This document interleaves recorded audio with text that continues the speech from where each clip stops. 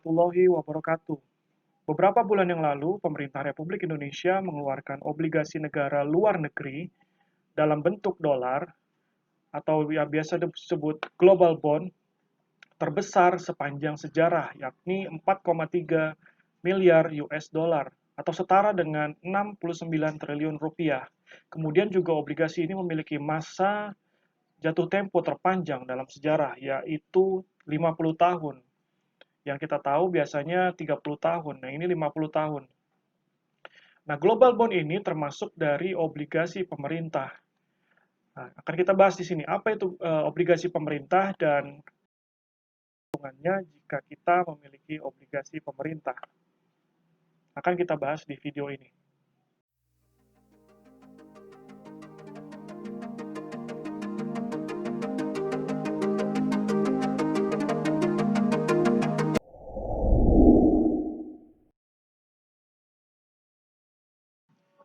Ya, apa itu obligasi pemerintah?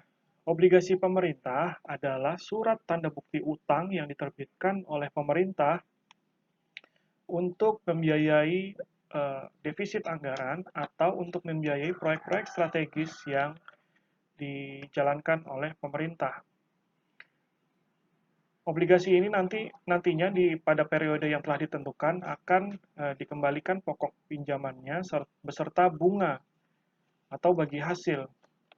Jadi ada keuntungan di sini bagi yang meminjamkan atau bagi pembeli obligasi mendapatkan keuntungan berupa bunga atau bagi hasil. Pada obligasi pemerintah terdapat dua macam. Jadi obligasi pemerintah dalam negeri atau domestik dan obligasi pemerintah luar negeri. Nah, yang global bond tadi yang saya bahas di awal tadi, yang 4,3 miliar tadi itu adalah obligasi pemerintah luar negeri. Pada video kali ini, mungkin saya akan fokus membahas obligasi pemerintah dalam negeri atau domestik dan keuntungan-keuntungan yang bisa didapat jika kita membeli obligasi ini.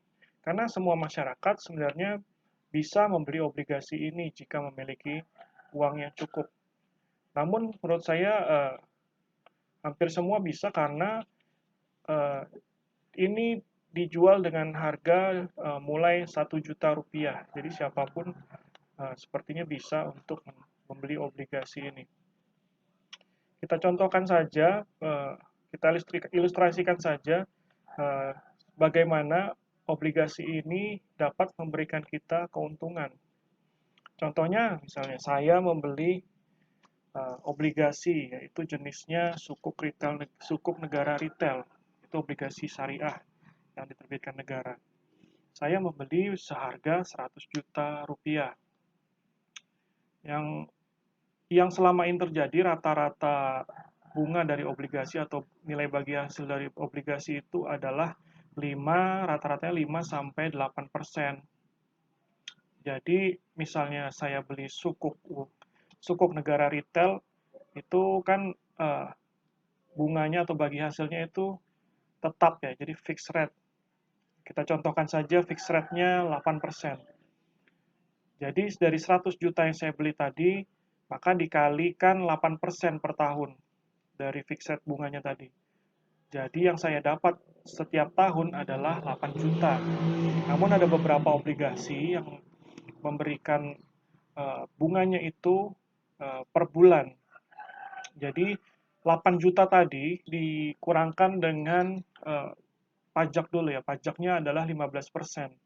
Jadi 8 juta dikurang 15% dari 8 juta jadi 6 juta 800. Nah, dari 6 juta 800 itu dibagi ke 12 bulan karena pembagiannya per bulan. Jadinya setiap bulan saya dapat 566.000. Itu bersih uh, dari hasil bagi hasil obligasi saya. Bayangkan saja kalau misalnya kita membeli obligasi 1 miliar. Jadinya setiap bulan kita dapat 5.660. Ya lumayan sih, nggak ngapa-ngapain, resikonya sangat kecil, kita dapat pengembalian 5 juta setiap bulan. Cuman kalau punya jiwa pengusaha ya lebih baik diputar untuk modal usaha ya. Karena pengembaliannya akan lebih besar kalau berhasil. Cuman bisa rugi juga sih. Nah, ada beberapa jenis obligasi domestik atau obligasi dalam negeri tadi, yaitu dibagi menjadi dua dulu ya. Pertamanya yaitu SUN, surat utang negara itu uh, konvensional dia ya. Seperti bank, ada bank konvensional, ada bank syariah. Nah, ini SUN. SUN itu konvensional. Yang satunya lagi SBSN, surat berharga syariah negara kalau nggak salah. Itu syariah dia. Nah, SUN ini dibagi dua lagi, ada saving bond retail atau SBR dan obligasi retail Indonesia atau ORI. Nah, SBR ini bedanya dua ini, SBR itu bunganya floating, jadi bunganya tuh mengikuti nilai suku bunga dia. Jadi nggak ada bunga tetap dari awal. Nah, kalau yang obligasi retail Indonesia itu bunganya fix, bunganya tetap, jadi tergantung kesepakatan dari awal. Nah, kalau yang obligasi retail negara ini juga dijual di pasar sekunder, sementara yang SBR tadi tidak. Yang ori ini dijual di pasar sekunder sehingga ada kemungkinan kita bisa mendapatkan juga capital gain dari jual beli obligasi tersebut. Sementara yang syariah tadi juga ada dua, persis, ya, cuma namanya aja beda, yaitu sukuk tabungan, yaitu bagi hasilnya itu floating juga, yaitu mengambang. Kemudian untuk sukuk negara retail itu juga bunganya tetap, bagi hasilnya tetap, nilai bagi hasilnya tetap. Dan itu juga dijual di pasar sekunder. Jadi juga berpotensi mendapat capital gain di situ. Nah, bagaimana cara mendapatkan obligasi ini? Ada beberapa cara, yaitu pertama, kita bisa datang ke bank yang bermitra sebagai distributor obligasi negara. Banyak sih, kita bisa lihat cek di internet, ada banyak. Hampir semua bank itu menjual obligasi negara. Tapi kita juga harus cek tanggal-tanggal penawarannya, karena pemerintah juga nggak selalu menjual obligasi. Jadi ada rentang waktunya dia. Misalnya obligasi A akan diluncurkan nih. Itu rentang waktunya biasanya cuma seminggu pemerintah menjual. Kalau misalnya lebih dari seminggu, kita bisa membelinya di pasar sekunder. Cuman di pasar sekunder tadi cuman ada dua jenis tadi ya, yang obligasi retail Indonesia dan suku retail tetap untuk yang syariah. Kemudian kita juga bisa dibeli di pasar sekuritas atau perusahaan sekuritas. Dan yang terakhir bisa dibeli sekarang di fintech seperti apa ya, Dareksa atau macam-macam lah, mungkin toko Bukalapak ada mungkin, nggak tahu deh saya. Ya, terus apa saja keuntungannya membeli obligasi pemerintah? Yang pertama ya, nasionalisme atau eh, kita bisa berkontribusi untuk negara dengan membeli obligasi pemerintah ini, karena uangnya nanti diputar untuk pembangunan negara istilahnya, pembangunan negeri. Yang kedua, eh, lebih lebih aman atau lebih baik dibandingkan kita hanya menabung biasa. Jadi daripada kita cuma menabung biasa, lebih baik kita membeli obligasi sih. Karena kalau tabungan biasa di bank itu bunganya itu kurang dari 1% per tahun. Sementara obligasi tadi seperti yang saya jelaskan, per tahun itu bisa sampai 8%. Itu rata-rata itu rata-rata yang terjadi di Indonesia itu. Dari 5 sampai 8%. Kemudian nyaris tidak ada risiko dalam obligasi negara. Jadi udah pasti balik itu duit. Kemungkinan besar karena di awal penyusunan APBN, pengembalian utang obligasi ini oleh negara sudah dianggarkan. Jadi uangnya udah ada dari awal. Jadi kita santai aja. Kalau pahit-pahitnya negara bangkrut ya mungkin bisa terjadi, cuman itu sangat kecil ya. Sangat-sangat kecil kemungkinan itu. Pernah terjadi di Rusia pada tahun 98 di mana Rusia gagal bayar untuk obligasinya, dan itu cuma terjadi sekali itu aja, nggak pernah lagi terjadi. Dan sangat kecil sih kemungkinannya obligasi itu tidak terbayar. Jadi resikonya itu ada, tidak ada nggak ada resiko kan, jelas ya. Jadi resikonya tetap ada, cuman sangat kecil. Bisa juga kerugiannya bukan dari bangkrut, negara bangkrut sih. Misalnya ada pembeli obligasi dari luar negeri gitu. Nah, dia beli obligasi. Nah, ternyata nilai uang dari rupiah itu turun drastis terhadap naik terhadap dolar. Nah, itu bisa rugi di situ dia. Misalnya dia orang Amerika yang punya dolar.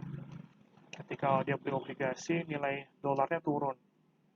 Nah, itu dia bisa rugi di situ. Cuman itu juga berlaku untuk investor dari luar negeri ya. Terus pajaknya lebih rendah dibandingkan deposito. Pajak obligasi ini tadi yang saya tadi sampaikan itu 15% dari bunganya. Itu ya terhitung rendah dibandingkan deposito yang 20%.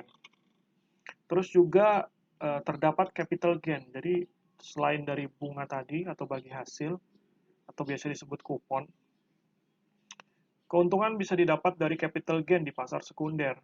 Ketika suku bunga turun, otomatis orang-orang akan membeli obligasi tersebut. Nah, semakin banyak permintaan, harga obligasi nanti akan semakin naik. Sehingga obligasi yang tadinya kita beli 1.000 misalnya, 1.000 rupiah, bisa jadi 2.000, gitu. Bisa kita jual.